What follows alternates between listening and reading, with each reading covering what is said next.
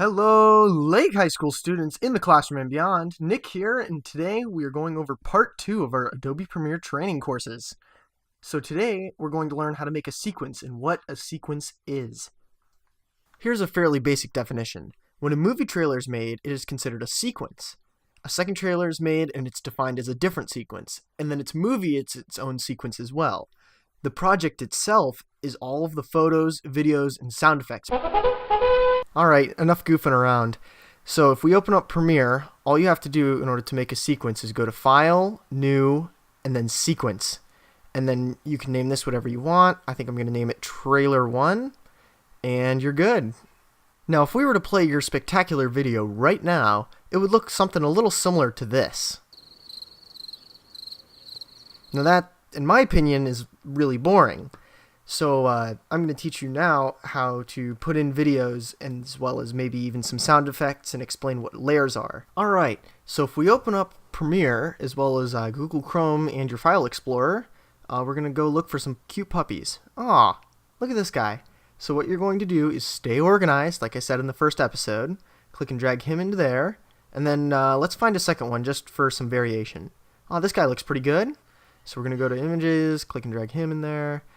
And then next thing we want to do is take both of those guys and put them in the project bin. Not the media browser, but the project bin.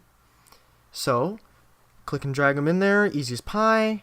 And then you're going to want to click and drag him onto the timeline.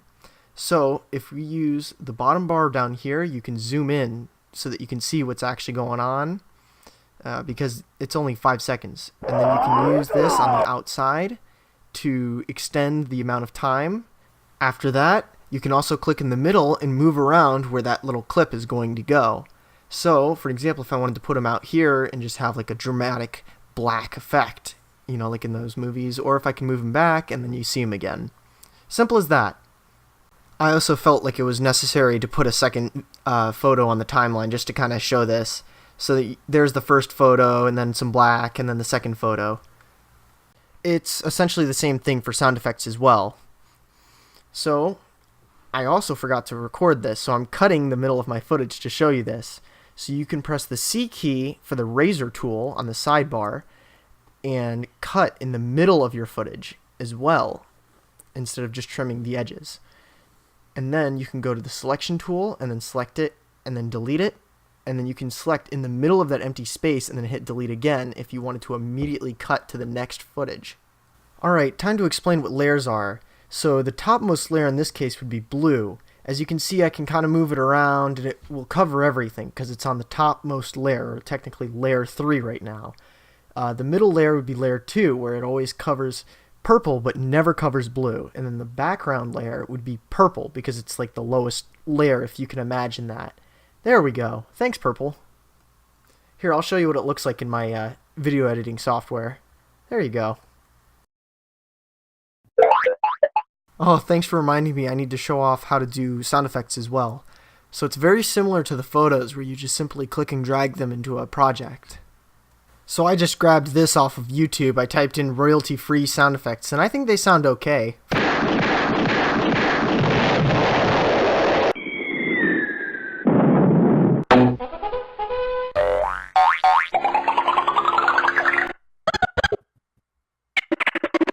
So what I do right here is I press the I key to put in, and then I press the O key for out, and then I can click and drag right there, and then just drag it right onto my timeline. And then as you can see, magic. The last thing that we're going to do in this tutorial is teach you how to make the video quieter or louder. This is what it sounds like when I have the video completely unedited, like no noise reduction or sound increase or decrease. Just sounds like this, and it's really quiet. So usually what I do is I boost it. Alright, so the first thing you're going to want to do is right click on this, go to audio gain, and then go to normalize all peaks to, and then typically what I do is -3 for voiceovers or like the main dialogue. I do -6 for secondary sounds, or maybe even like -10 for sound effects and whatnot. It just depends on how loud it is and use your own judgment. That's all. Thank you for watching.